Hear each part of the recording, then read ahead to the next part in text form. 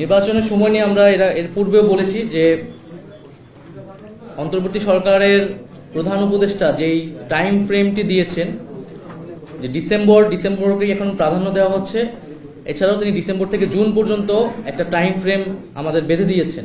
এই ঈদে জামা জুতো অ্যাক্সেসরিজের ডিসকাউন্ট এবং আমরা সেটাকে সমর্থন করছি, কিন্তু আমরা বলছি যে এই সময়ের মধ্যেই যে বিচার এবং সংস্কার সহ যে আমরা গণপরিষদের দাবিটি জানিয়েছি সেটা আসলে এই সময়ের মধ্যেই করা সম্ভব। ফলে নির্বাচনে যাওয়ার আগে যাতে আমরা এই বিষয়গুলো, এই ধাপগুলো সম্পন্ন করে তার পরবর্তীতে নির্বাচনের দিকে যাই।